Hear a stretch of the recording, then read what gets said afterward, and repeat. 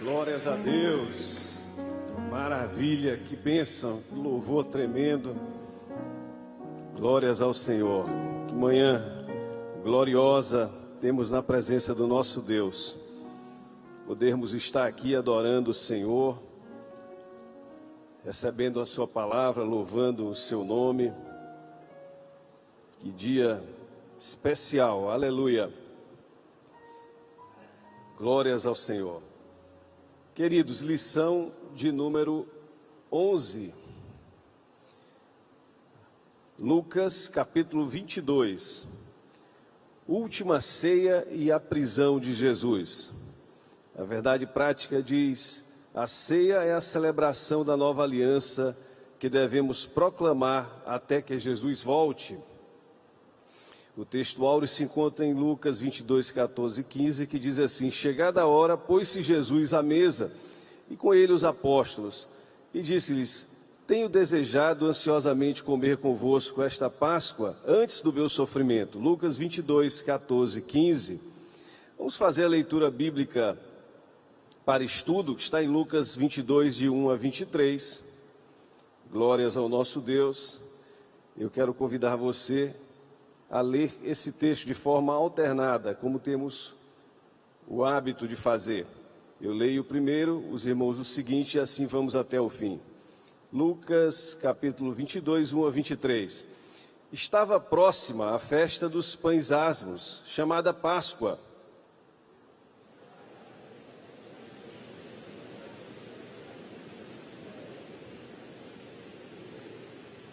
Ora, Satanás entrou em Judas, chamado Iscariotes, que era um dos 12.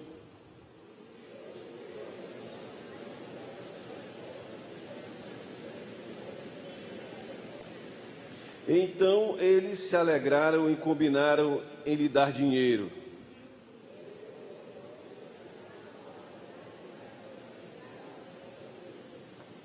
Chegou o dia da festa dos pães asmos, em que importava comemorar a Páscoa.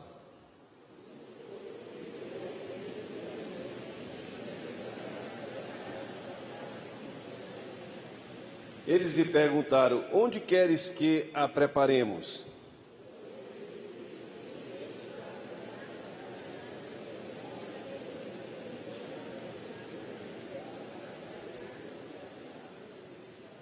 E dizei ao dono da casa: o mestre manda perguntar-te: onde é o aposento no qual hei de comer a Páscoa com os meus discípulos?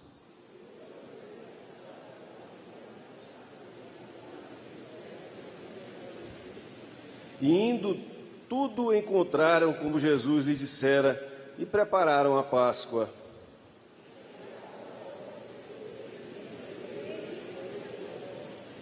E disse-lhes: tenho desejado ansiosamente comer convosco esta Páscoa antes do meu sofrimento.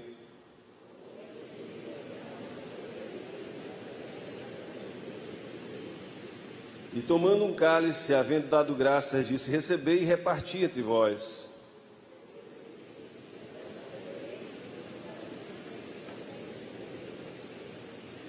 E tomando um pão, tendo dado graças, o partiu e lhe deu, dizendo: isto é o meu corpo, oferecido por vós, fazei isto em memória de mim.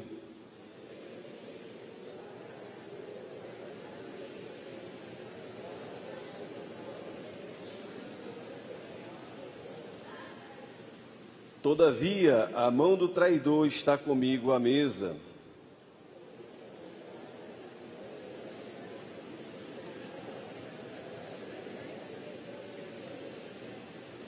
Então começaram a indagar entre si quem seria dentre eles o que estava para fazer isso. Aleluia, Senhor, nós louvamos o Teu nome, te exaltamos, pedimos a Tua graça, pedimos a Tua direção, a Tua unção, para ministrar e para aprender o Teu querer. No nome de Jesus Cristo, nós te pedimos e te agradecemos. Amém. Podeis assentar, queridos. Glórias ao nosso Deus. Nesse dia de hoje, por podermos tratar desses assuntos tão importantes. Um evangelho lindo, como todo o evangelho, todos os evangelhos são maravilhosos, E Lucas é um evangelho muito especial. Quando nós lemos, vemos essa obra feita por Jesus Cristo no coração do homem. O Evangelho de João, ele fala muito a respeito de Deus, Jesus Deus, do Espírito Santo, do Consolador. Mateus, Jesus como Messias, aquele que seria o Rei, o ungido, o Cristo, o enviado para Israel. E o Evangelho de Marcos, que nós não encontramos muitas parábolas, não encontramos os discursos de Cristo, que se encontram em Mateus, que se encontram em Lucas, mas nós vemos uma dinâmica de serviço, o Filho do Homem servindo, curando, libertando, realizando milagres, uma dinâmica de entrega de vida, dizendo, efatá, abre, ouve, fala. Jesus servindo, aquele que veio para servir, dar a sua vida em resgate de todos nós.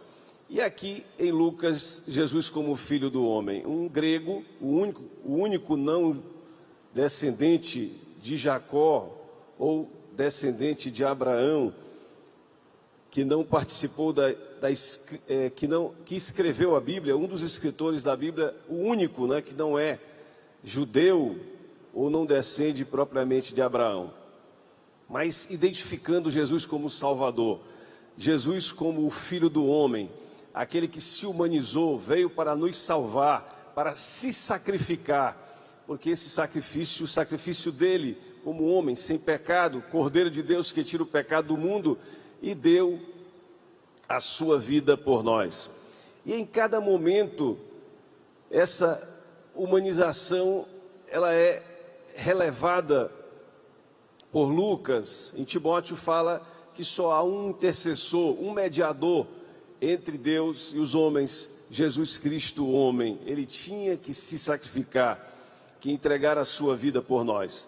E nesses textos maravilhosos que estamos a meditar nessa manhã, mergulhando nesse capítulo 22, é o capítulo 22 que estamos estudando, nós temos a presença do Filho de Deus, do Filho do Homem, Jesus Cristo. Filho do homem em hebraico é Ben Adam, filho de Adão, filho do homem, Adão, que significa exatamente isso.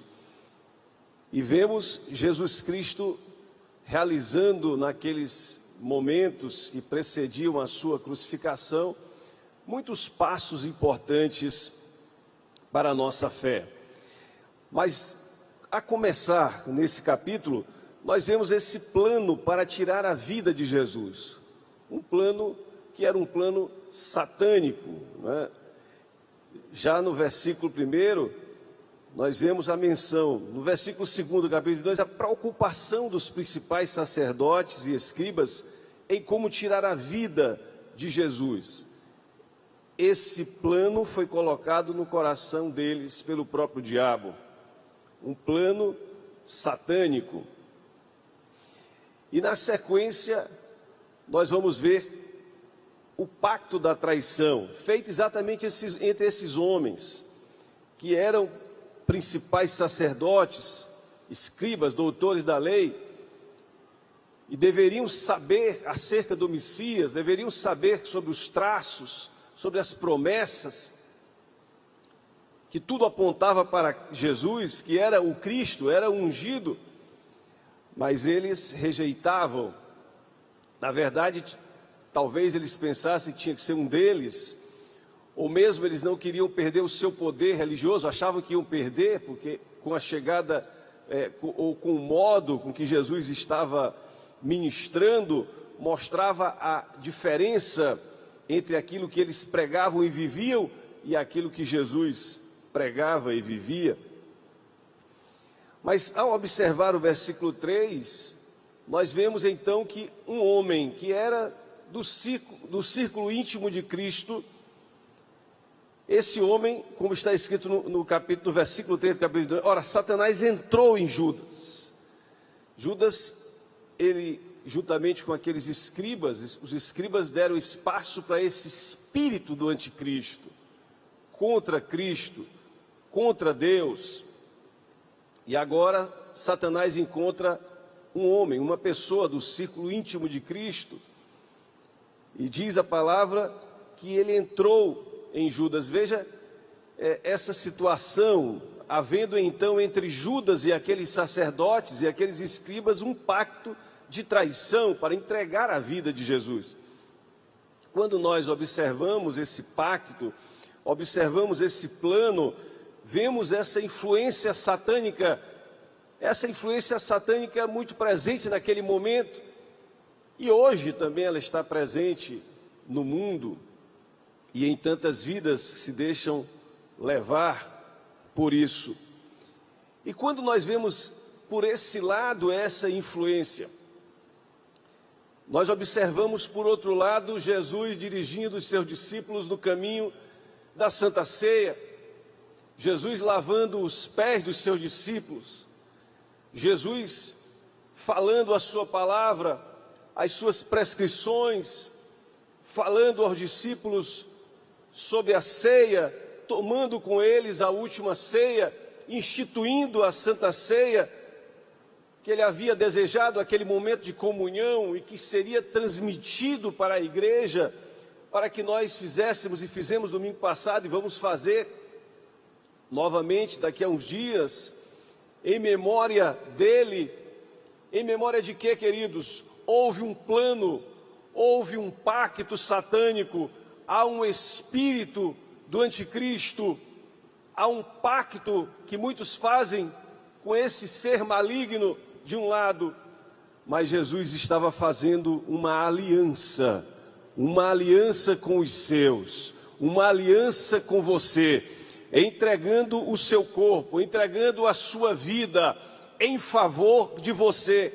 Existe essa influência, existe esse plano, existem esses pactos malignos, mas há uma aliança superior, realizada no sangue de Jesus Cristo, que neutraliza toda essa influência. E no meio de todo esse caos espiritual, no meio de toda essa situação, Jesus estava mostrando para os seus discípulos: calma, este é o meu corpo que é dado por vós, este é o meu sangue derramado por vós, em uma nova aliança no meu sangue, para libertar o ser humano que crê, o homem que crê, libertar de todo o mal, para que o homem então possa, em igreja, em relação aos quais a porta do inferno não vai prevalecer, as portas do inferno não vão prevalecer, vencer todo o mal e seguir em frente. Já no início desse processo, mesmo com a influência satânica, mesmo com esse pacto de traição, Jesus entrava com toda a solução, mostrando para eles qual era a solução de tudo isso. Eles achavam que iam colocar as mãos em Cristo, eles achavam que iam derrotar a Cristo, mas o que iria ser feito era um sacrifício definitivo. Jesus estava entregando a sua vida, iria entregar Ele mesmo a sua vida em favor de todos nós. Glórias ao nome do nosso Deus. Queridos, e nessa sequência, nós vemos Jesus fazendo um tratamento dos seus discípulos, um tratamento espiritual maravilhoso, porque, queridos, esse espírito do anticristo, ele se levanta contra nós, levando sobretudo para a soberba, para que o homem se ache melhor do que o outro, para que o homem queira saber quem é o maior, quem é o melhor, quem é o escolhido. Mas quem é o escolhido? Jesus Cristo. Ele foi escolhido, nós somos seus servos. Jesus então estava fazendo esse contraponto, eles estavam discutindo a respeito de quem seria o maior. Está no versículo 24, Jesus ministrou a ceia, e logo depois da ceia eles começam a discutir entre si sobre qual deles parecia ser o maior. Uma soberba de diálogo, quem canta melhor, quem prega melhor, quem é o melhor, quem merece mais. E eles começaram a ter essa discussão entre si, o espírito do anticristo, a soberba. O homem, mesmo estando ali com Cristo, aqueles homens, o inimigo os estava tentando, os estava perturbando. Queridos, todas as vezes que nós passamos por essas tentações e essas situações, nós precisamos repreender no nome de Jesus, nos curvar diante de Cristo, nos humilhar diante dele e servi-lo mais e melhor. Qual é o antídoto, ou um dos antídotos, ou talvez o antídoto principal para vencer a soberba? É o serviço. É o serviço, queridos. E quando nós olhamos os homens de Deus na história, na nossa igreja, nós observamos exatamente isso. O que esses homens começaram fazendo e faziam, o que essas mulheres começaram fazendo e faziam. Limpavam o chão, cuidavam de crianças, cuidavam de pessoas necessitadas, visitavam, compartilhavam os seus parcos recursos, serviam, evangelizavam a tempo e fora de tempo, doavam, davam a sua vida, sem cessar, sem parar. Essas pessoas nos ganharam para Deus, elas nos evangelizaram, deram o seu testemunho para nós, e o que vimos na vida delas? Cristo, o Senhor. Não eram mais elas que viviam, mas Cristo vivia através delas, e nós vimos o Redentor, o Salvador. Quisemos saber a esperança que havia em suas vidas. O remédio para a soberba é o serviço. Jesus disse: aquele que está à mesa é aquele que está servindo vocês, foi aquele que lavou os pés de vocês, é aquele que deu exemplo para vocês. Sirvam uns aos outros, façam o mesmo. Agora eu vou dizer uma coisa para vocês. Eu vou dizer para você, João, para você, Mateus, para você, Tiago, e assim Jesus falou para eles: saibam de uma coisa, sirvam uns aos outros, sirvam uns aos outros. Mas olha, eu tenho uma coisa para dizer para vocês. Está no versículo 30 do capítulo 22. Assim como o Pai me confiou um reino, versículo 29, eu vos confio. E o versículo 30, para que comais e bebais a minha mesa no meu reino. E Jesus então arremata: e vos assentareis em tronos para julgar as 12 tribos de Israel. Quantos dizem amém? Jesus estava dizendo: sirvam, doem a vida de vocês, façam o que for necessário pelos outros, pelo próximo, levem o Evangelho, vivam o Evangelho, compartilhem a palavra, ministrem essa palavra, entreguem a vida de vocês em favor do reino já estabelecido espiritualmente aqui nessa terra. Mas saibam de uma coisa: vocês vão estar comigo na mesa no reino dos céus. E vocês aqui, vocês que estão aqui comigo agora, vocês vão sentar em tronos. Vocês vão sentar em tronos para julgar a essas pessoas que estão aqui, a essas tribos. Sirvam, que vocês vão sentar nesses tronos. Sejam humildes, renunciem-se a si mesmo, façam essa obra.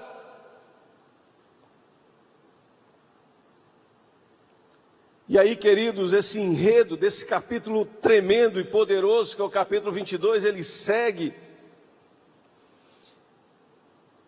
segue com fatos e situações tão especiais. A partir do versículo 31, nós vemos Jesus dizendo acerca dessa atuação maligna que não cessa. Jesus vai para Pedro e diz: olha, Pedro, Satanás, ele rogou, Satanás, ele reclamou para peneirar você como trigo. Satanás quer peneirar a cada um de nós como trigo.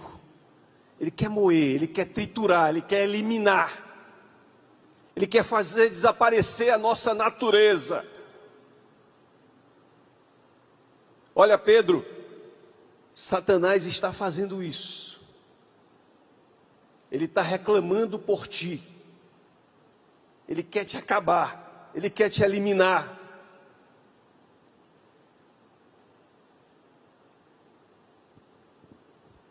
E aí Jesus diz: eu, porém, roguei por ti, para que a tua fé não desfaleça.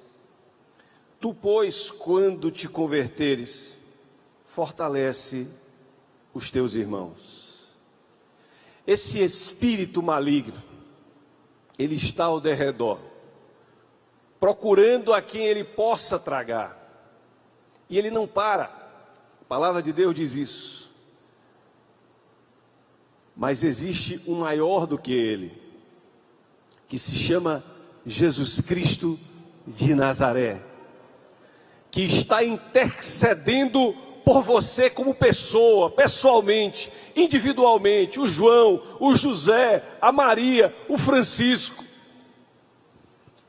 Ele está intercedendo junto ao Pai por você, para que você não seja triturado, para que você não seja aniquilada.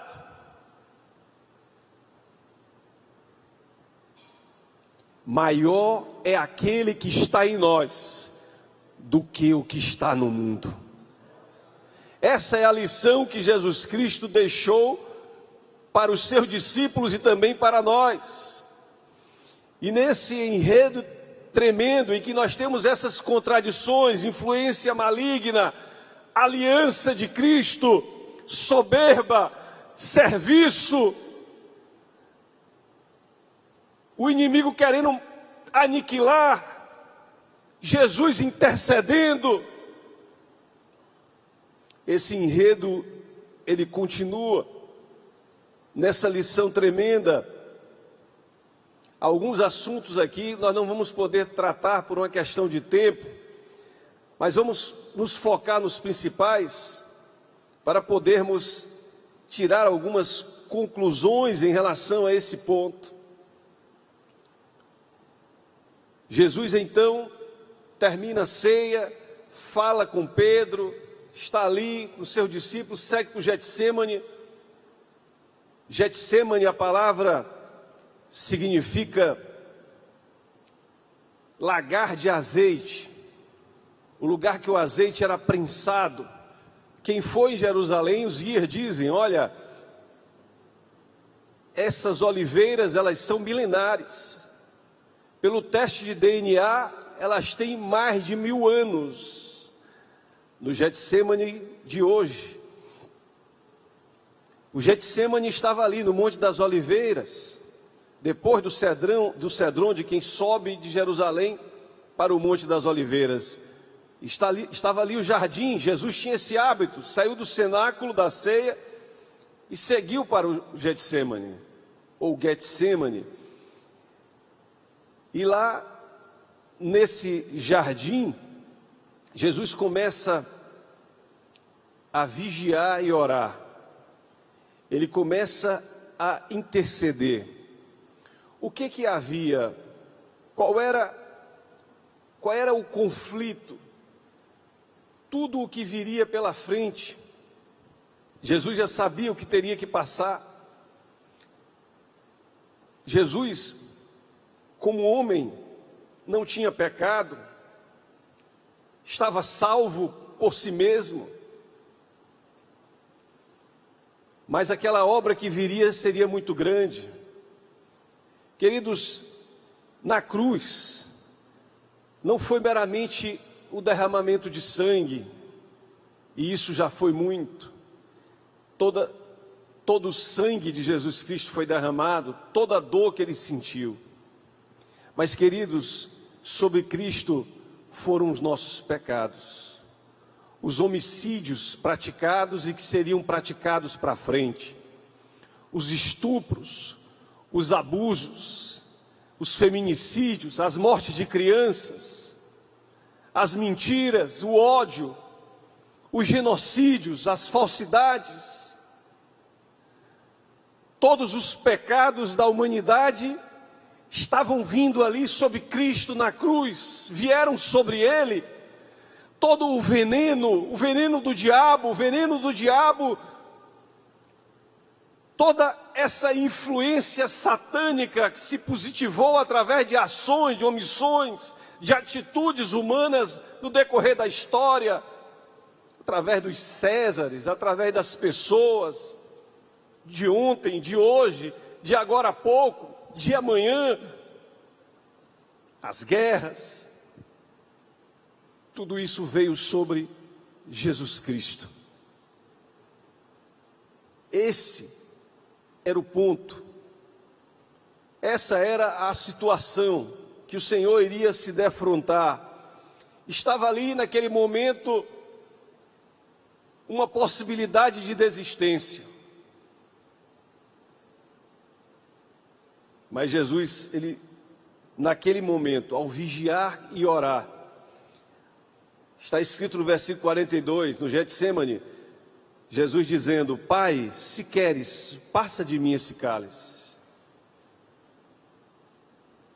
Contudo, não se faça a minha vontade, e sim a tua vontade. Esse espírito de desistência que não afetou a Cristo foi dominado através da vigilância e da oração. O homem, eu e você, nós não temos condições de fazer a vontade de Deus. Você não tem condição, eu não tenho condição. Essa influência maligna é muito forte. Nós meditávamos aqui na sexta-feira, no culto de adolescentes, e falávamos, alguns reinos chegaram a escancarar essa situação, como por exemplo o reino do Egito. A serpente era um deus. Aqui, a indumentária de Faraó era em forma de serpente. Na sua cabeça estava uma serpente. Uma consagração com esse espírito de morte.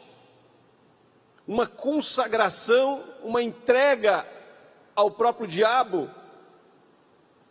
Um reino inteiro. E aí veio a escravização do povo de Deus. Mas, queridos, o Senhor nos dá a vitória e a condição de vencer no lagar do Getsêmani, aos pés de Cristo, no lagar do azeite, da prensa de azeite, porque na prensa de azeite, óleo e sangue do suor de Cristo se misturam. O sangue de Cristo com o óleo que representa o Espírito Santo, para que nós tenhamos a condição. Jesus venceu, Jesus nos deu essa condição no Getsêmani, a condição de poder resistir, de poder fazer a vontade de Deus, o nosso coração, a nossa mente, a nossa vida, em vigilância, em humilhação, em oração, para podermos não desistir e seguir em frente. Vigiar e orar. Olha para a pessoa que está ao seu lado e diga: meu irmão, vigia e ora. Vigia e ora. Que o efeito do sangue de Cristo vem na tua vida. Que o óleo do Espírito Santo vem sobre a tua vida. Tu pode estar na prensa, mas o Senhor vai te dar a vitória. Quantos podem dizer glória a Deus? Queridos, esses contrapontos, eles seguem na negação de Pedro. Jesus já tinha avisado, Pedro negou 3 vezes, antes do galo cantar. O galo cantou, e o que ocorreu? O olhar de Cristo, o olhar de Cristo sobre Pedro. Ele já tinha prometido sob o ponto de vista espiritual e em tese, mas agora o Senhor estava olhando para Pedro. Basta o olhar de Cristo sobre a tua vida para te dar a vitória. Pedro negou 3 vezes, mas Cristo olhou para Pedro. O olhar de Cristo está sobre a tua vida nessa manhã e para sempre. O olhar de Cristo sobre a tua vida, de misericórdia, de piedade, de perdão, de reconciliação, de aceitação. Ele te aceita, Ele te recebe, Ele te perdoa, Ele te faz uma nova criatura, Ele te ama. Seguiu-se o enredo, Cristo foi preso. E o seu primeiro julgamento foi realizado pelos judeus. Estava ali o primeiro julgamento. Primeiro momento, a primeira fase, o julgamento religioso. O Filho de Deus está sendo julgado porque é o Filho de Deus. Está sendo julgado porque é o Filho do homem que virá sobre as nuvens. E Jesus então, naquele julgamento, eu quero encerrar com esse versículo que é o 69, do capítulo 22 de Lucas, nessa viagem tremenda e mergulho nesse capítulo 22.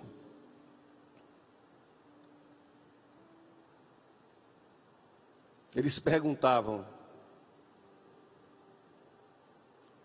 Tu és o Cristo? Tu és o Cristo?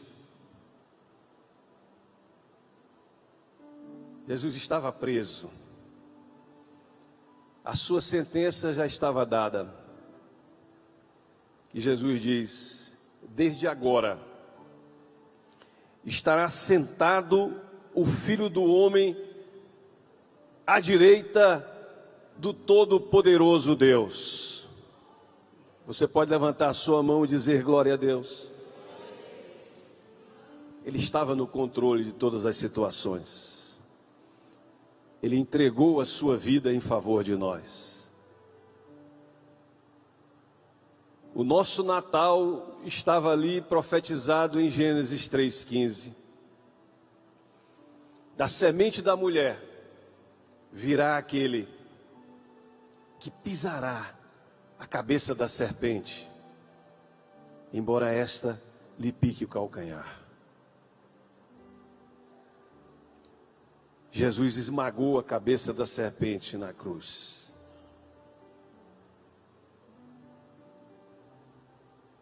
Ele está no controle de todas as situações, todos esses contrastes. Os seus discípulos irão ocupar tronos. Ele está no trono. Você é discípulo de Cristo. Ele está na tua vida. O Senhor está contigo. Ele é o teu Salvador. Ele é a razão de tudo. Quantos podem dizer amém? Quantos podem dizer glória a Deus? Aleluia!